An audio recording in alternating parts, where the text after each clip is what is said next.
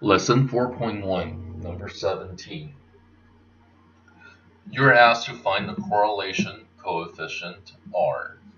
So I copied and pasted the formula here, and I set this up in the table form so it's easier for us to compute that correlation coefficient.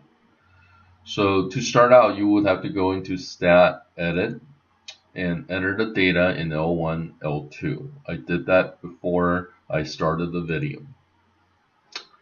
Then I'm going to do stat calc 1 bar stats of L1.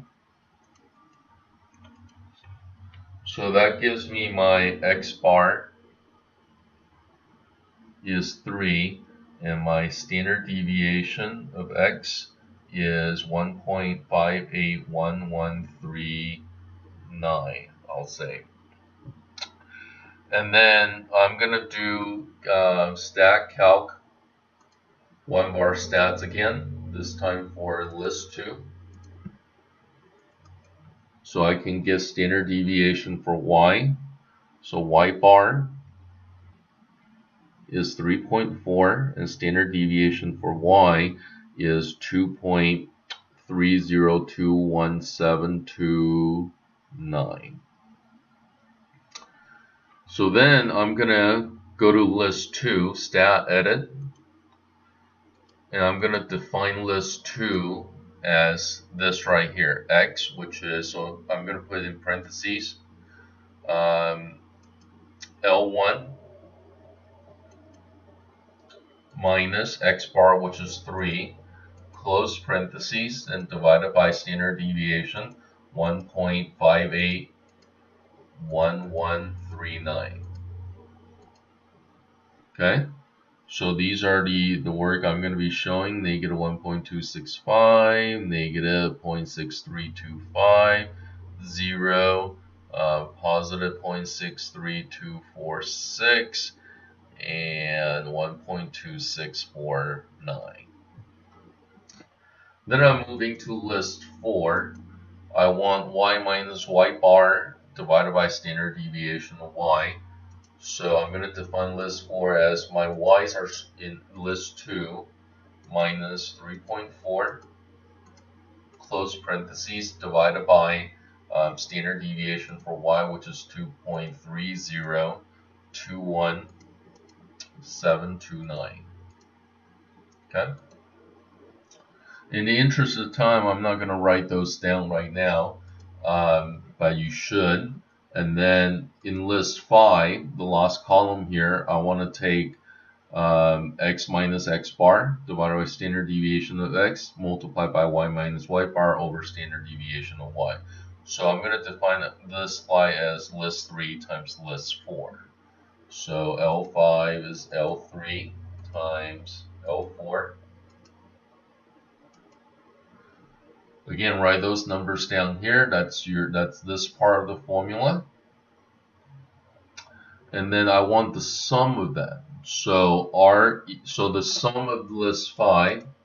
So second stat over to math, number 5. Sum of list 5 gives me that. So my R is equal to 1 over n minus 1, n is 5, so 1 over 4, or 1 over 5 minus 1, times the sum of all of this, which is the sum of L5 I just found, 3.296653. So take that, multiply by 1, take this, multiply by 1/4, or divided by 4, and that would give me the answer for R, 0.8242, we'll round it to. Okay? So if I'm going to give you a problem like this, it would be something like this, where you only get 5 numbers, not very tedious. You can go through, show me your understanding of how to compute R, and it's not a very tedious problem. You can also go to stats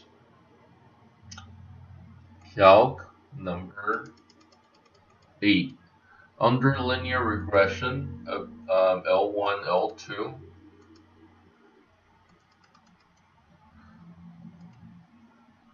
it should give you r and r squared. I don't see it here, and I purposely did that because some of you may not see r squared here. If you don't, this is what you do, and you only have to do this once unless you reset your calculator. You go to your catalog, so second 0, and type in the letter D. So the letter D is right here, the green letter D. This is an alpha mode, so that tells you all you have to do is just type in D. And then it takes you to all the things that start with D in your calculator. Go to diagnostic on and press enter, you'll say done. So then go back to stat calc number 8, linear regression, and then do a calculate again, and here's your R, 0.8242 rounded to. Okay, so you can check your work like that. Number 31. The following table presents the average price in dollars for a dozen eggs and a gallon of milk for each month in the recent year. So we have egg prices and prices for gallon of milk. So to start out, you would enter your data in the list L1, L2, stat edit. I entered these numbers before I started problem number 31, so they're already there. In part A says construct a scatter plot. I'm going to do this one on the calculator. Scatter plot is up here, so second y equals to. Make sure you turn on one of the plots. Okay, so I'm going to go into plot 1. Mine is already on. Make sure you choose the right one. Make sure your x and y are in L1, L2. And then I'm going to do a zoom number 9. I'm going to do a zoom stats. So the calculator picks a window that fits the data you entered. So that's what a scatter plot looks like for this problem. So as you can see, there's a positive linear correlation. Part B says compute the correlation coefficient. So in the previous problem, I showed you how to compute this by hand, but I'm not going to do that here. This one is just too long and too tedious. We're going to just go to stat calc number 8, linear regression, and make sure your XY list match L1, L2. And when you do calculate, that gives you your R. So R is 0.8445. Part C, in a month, so that R tells you there's a strong positive linear correlation. Okay, 0.8485 is fairly strong. So C, in the month where price of eggs is above average, would you expect the price of milk to be above average or below average? Explain. The answer is you would expect it to be above average because the correlation between the two is positive. So if the price of eggs is above average, then you would expect the price of milk to be above average. D. Which of the following is the best interpretation of the correlation coefficient? When the price of egg rises, it causes the price of milk to rise. When the price of milk rises, it causes the price of eggs to rise. Changes in the price of milk, eggs, or milk do not cause change in the prices of the other.